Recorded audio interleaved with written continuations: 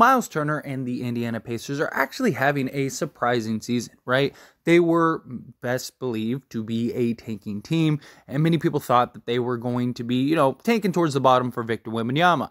Myles Turner and Buddy Hield were likely on their way out. The Lakers had an opportunity to acquire them before Media Day.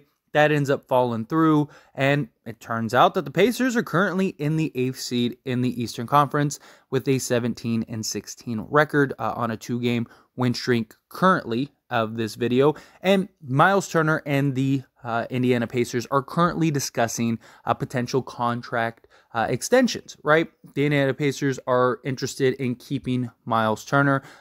They believe that Myles Turner was leaving. They kind of felt it looked like that it was time for both sides to kind of move on, that they wanted to go a different direction. And it turns out, because of the success trumps everything, that Myles Turner may be able to work out a deal to stick around with Indiana, and maybe they kind of pivot and go a new direction and kind of try to build around the core that they currently have and see what they can provide the next few years, right? This year, very likely not winning anything. And there's even still an argument to be made to blow it up if you're Indiana and kind of just unload everybody. But still, if you can keep Myles Turner and you can keep him for the long haul, he's still young enough to where he could be there for, the next 4 or 5 years easily and still be in the prime of his career. So far, he's been able to kind of, stick off the injury bug, which he's dealt with the last few years. So that's been good for him and the organization. And Myles Turner is arguably, a top 5 center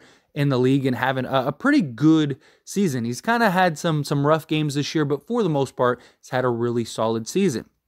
But with these contract extensions, this is something that the Lakers definitely, I would imagine, want to keep an eye on, right? Well, one, obviously, Anthony Davis is down. We're supposed to get a reevaluation in about 7 to 10 days, and we'll kind of have a better idea. Now, based on the reports, it looks like Anthony Davis doesn't have any structural damage or any significant fracture or anything like that. He's not going to likely need surgery.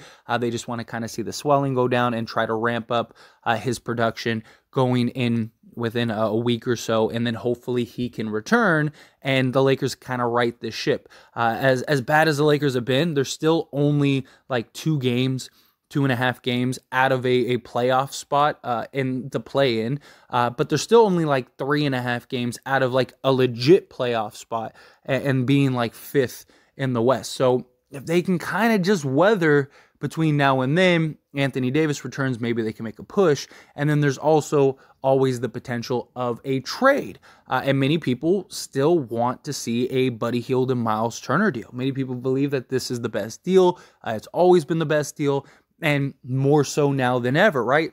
Anthony Davis is hurt. Myles Turner could come in and really kind of help alleviate a lot of just the stress of the absence of Anthony Davis. But also when Davis returns, you have a guy who could play the center and allow AD to play the 4, which he really wants to do. And then in the same breath, Myles Turner, he wants to be a center, right? He doesn't want to play power forward. He played power forward with Sabonis, and it didn't really work. He's a guy that wants to play center, and you have a guy in Anthony Davis that wants to play power forward. So it's a good combination, or at least on paper, it sounds like it'd be really good. Now, of course, injury bugs. Again, he's been able to hold off so far, but there's always still that concern. Anthony Davis's injury history, all of those things could potentially be an issue. Also fit, will it work? Will it not?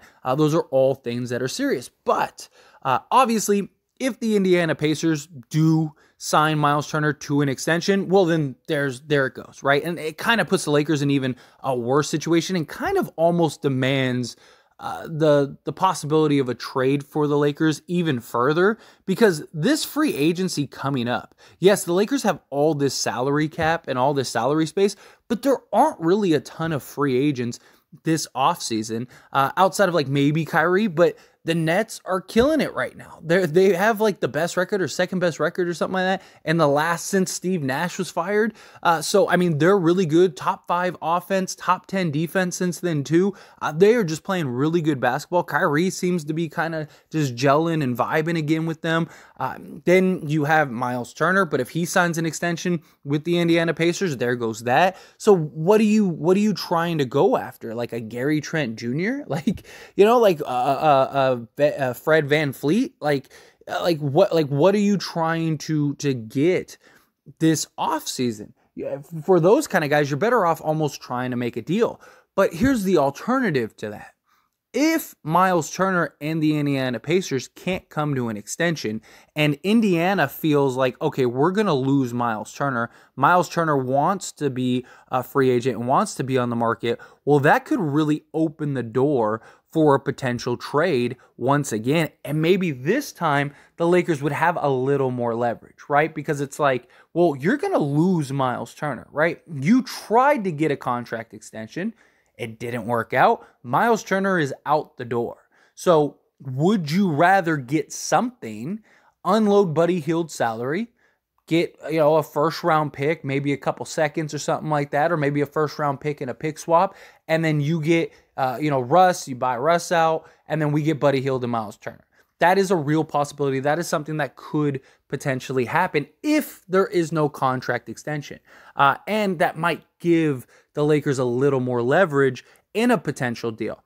Again, I'm not saying anything will get done or that it will happen, but Indiana might go, okay, it's time to move off of Myles Turner if they can't come to that agreement. Now, we could, at least at the time of recording this video, there is no extension. They are just strictly in talks. But depending on when you're watching this video, or maybe later today, or maybe a week from now, whatever, Myles Turner signs an extension, well, then that takes him out of the ring. Maybe you could go get Buddy Hield. Maybe that's a guy. Maybe the Indiana Pacers, they're like, okay, well, we're paying Myles Turner. We got Halliburton. We got a couple other guys. Let's, unload Buddy Hield. So maybe the Lakers could go get and solve the shooting issue. That could be a possibility. But the idea of Buddy Hield and Myles Turner, or just Myles Turner, is very unlikely, right? Now, obviously the Lakers, they don't have to trade for Buddy Hield and Myles Turner, right? Maybe they want to keep Russ at least until Anthony Davis is done. And so maybe if a deal doesn't get done between Myles Turner and the Indiana Pacers, maybe the Lakers go and say, hey, we'll give you Patrick Beverley and Kendrick Nunn along with the 1 first-round pick. You give us Myles Turner. All is right in the world. You still have Russ and a first-round pick. So maybe towards the trade deadline, you could try to get a deal done. And then you have Myles Turner to add to LeBron James and Russ and everyone else. And then when AD's ready to come back, AD comes back, he fits in with Myles, and you kind of have an idea, okay, well, cool. We got our bigs.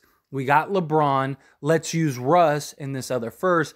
Go get some shooting. Go get some wing players for us to kind of add to our core, our big three. Maybe you got the front court locked up, right? Okay, well, let's go get the back court now, right? And like that is something that they could do. Or maybe, keep Walker and go get, a shooter or something. Or again, maybe you go and get Buddy Hield and Myles Turner and you try to negotiate for like 1 first and some other assets, because if they don't work out a deal for Myles Turner, then at that point you're probably losing Myles Turner, right? Like if Myles Turner goes and tests free agency, and he's already openly said, if I was the Lakers, I would trade for me, that already means that like if the Lakers give him a contract, he's probably going to the Lakers.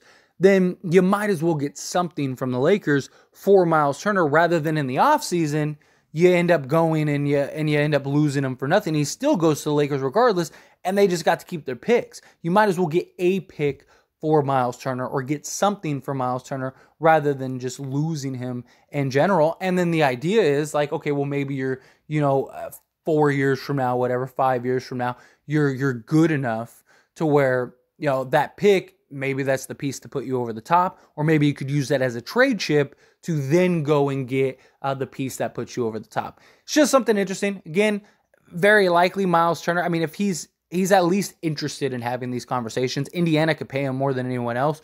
So it's very likely that he does sign an extension and he does stick around. But if it doesn't work out, the Lakers could really be in play. But again, as always, this is a discussion, so I pass the question on to you. Let me know your thoughts and opinions down in the comment section below. What do you think? Think this is bad news? Do you think this is good news? Do you hope that the Indiana Pacers extend him so the Lakers don't go after him? Or do you hope, are you on the other side where you're like, no, like hopefully they don't extend him and then the Lakers have a real shot and maybe they can get it done? However you feel, whatever your thoughts are, I'd love to hear them down in the comment section below.